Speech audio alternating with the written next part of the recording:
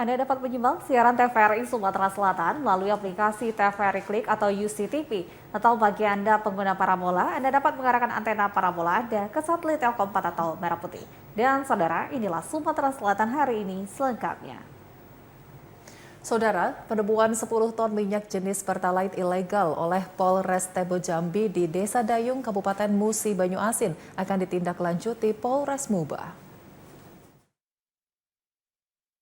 Pengungkapan distribusi pengangkut bahan bakar minyak jenis Pertalite oleh Polres Tebo Provinsi Jambi berhasil mengamankan 2 tersangka dan 1 unit truk bermuatan 10 ton BBM jenis Pertalite.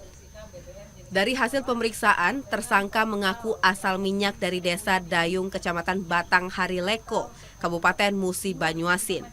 BBM jenis Pertalite ini diduga dari pengoplosan minyak dan akan dikirim ke Jambi melalui jalan lintas perbatasan Kecamatan Bayung Lincir, Musi Banyuasin. Kapolres Muba AKBP Siswandi menjelaskan, pihaknya akan menindaklanjuti laporan tersebut. Sebelumnya, jajaran Polres Muba telah memasang spanduk saat menjelang kenaikan harga BBM agar warga tidak panik dan melarang aktivitas penyalahgunaan BBM bersubsidi seperti menimbun atau mengoplos BBM bersubsidi. Pemainnya kan di luar jangkauan, apakah itu batas dengan Jambi dengan kita, dan kita tidak bisa ngawasi semuanya. Jalurnya kan jalur lintas itu. Kalau pernyataan Polres itu dari tambang ilegal. Iya, ya saya baca juga. Tambang ilegal dari Bayung Lincir. Makanya kita sama-sama tertibkan.